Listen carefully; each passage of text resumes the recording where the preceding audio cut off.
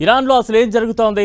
లోపలే ఇరాన్ అణు కేంద్రాల దగ్గర మళ్లీ కార్యకలాపాలు మొదలయ్యాయా? ఓవైపు యుద్ధం చేస్తూనే మరోవైపు అణ్వాయుధాల తయారీలో ఇరాన్ పూర్తిగా నిమగ్నమైంది. ట్రంప్ను డైవర్ట్ చేస్తూ యుద్ధాన్ని ఇంకా సాగదీస్తూ ఇరాన్ ఈ అణు కార్యక్రమాన్ని ముందుకు తీసుకువెళుతోందా? ఇందుకీ వార్ను ఎవరు ఆపడం లేదు. అమెరికానా లేక ఇరానా? సోషల్ మీడియాలో హల్చల్ చేస్తున్న శాటిలైట్ చిత్రాలు చెబుతున్న వాస్తవం ఏంటి? ఇరాన్లో అసలేం జరుగుతోంది? లోపలే ఇరాన్ అణు కేంద్రాల దగ్గర మళ్లీ కార్యకలాపాలు. ఓవైపు యుద్ధం చేస్తూనే మరోవైపు అణ్వాయుధాల తయారీ. శాటిలైట్ చిత్రాలు చెబుతున్న వాస్తవాలేంటి?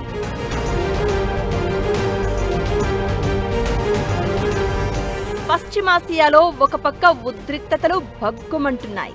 ఇలాంటి సమయంలో ఇరాన్ అణు కేంద్రాల దగ్గర మళ్లీ అణ్వాయుధాలకు సంబంధించిన కార్యకలాపాలు మొదలయ్యాయన్న ప్రచారం జోరుగా సాగుతోంది. ఈ విషయం శాటిలైట్ చిత్రాల ద్వారా అర్థమవుతోందన్నది అంతర్జాతీయ మీడియాలో జరుగుతున్న ప్రచారం. ఈ మధ్య అమెరికా దాడుల్లో ఇరాన్ అణు కేంద్రాలు తీవ్రంగా దెబ్బతిన్నాయి. వాటిని పునర్నిర్మించేందుకు వేగంగా ఏర్పాట్లు జరుగుతున్నాయి.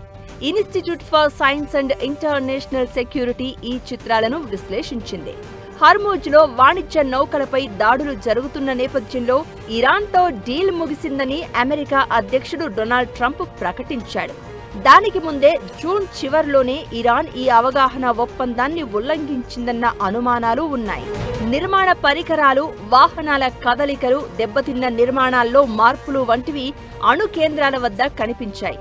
దీంతో అణు కార్యకలాపాల పునరుద్ధరణ కోసం ఇరాన్ ప్రయత్నాలు ప్రారంభించిందా అనే ఆందోళన వ్యక్తమవుతోంది.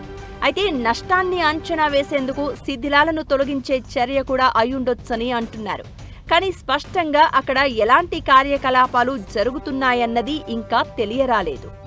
ఇరాన్ ఎప్పటికీ అణ్వాయుధాన్ని కలిగి ఉండకూడదని, శుద్ధి చేసిన యురేనియాన్ని వారి వద్ద ఉంచుకోకూడదు అన్నది అమెరికా పెట్టిన కీలక షరతు. కానీ హర్మూజ్పై నియంత్రణ కోల్పోతే అణు కార్యక్రమం వంటి కీలక అంశాల్లో అగ్రరాజ్యానికి తలొగ్గాల్సి వస్తుందనే ఆందోళన ఇరాన్లో ఉంది. దీనివల్ల తన పట్టు నిలుపుకోవాలని హర్మూజ్ను ఇరాన్ ఒక ఆయుధంగా వాడుకుంటోంది.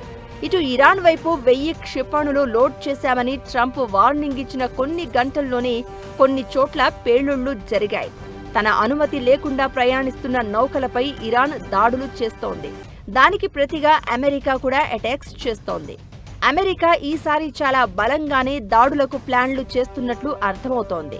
అందుకే ముందస్తుగా ఇరాన్ యురేనియం కార్యకలాపాలను స్పీడప్ చేసిందని అంటున్నారు. చూస్తుంటే వారు చాలా భీకరంగానే సాగొచ్చు అన్నది నిపుణుల అంచనా.